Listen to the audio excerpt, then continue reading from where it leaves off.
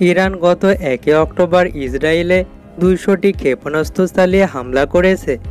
হামলার পর থেকেই ফুঁসছে যুক্তরাষ্ট্র। গত শুক্রবার ইরানের সর্বোচ্চ ধর্মীয় নেতা আয়াতুল্লাহ খোমেনি মুসলিম বিশ্বকে একতাবদ্ধ হওয়ার আহ্বান জানান। প্রতিক্রিয়া হিসাবে যুক্তরাষ্ট্র ঘোষণা করেছে সরাসরি ইসরায়েলের পাশে থাকবে যুক্তরাষ্ট্র।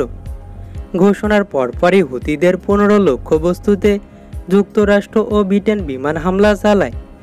অন্যদিকে ইসরায়েলের সেনাবাহিনী স্থলপথে লেবাননে প্রতিনিয়ত হামলা চালাচ্ছে। লেবানন কৌশল হিসাবে বেছে নিয়েছে প্রথমে ইসরায়েল সেনাবাহিনী ঢোকার পর অতর্কিত হামলা করা। ক্রমাগত বেড়ে চলেছে এই সংঘর্ষ। একদিকে ইরান মুসলিম বিশ্বকে ঐক্যবদ্ধ করার চেষ্টা করছে, অন্যদিকে মার্কিন যুক্তরাষ্ট্র, ব্রিটেন, জার্মানির মতো দেশগুলো ইসরায়েলকে যুদ্ধে সরাসরি সহায়তা করছে।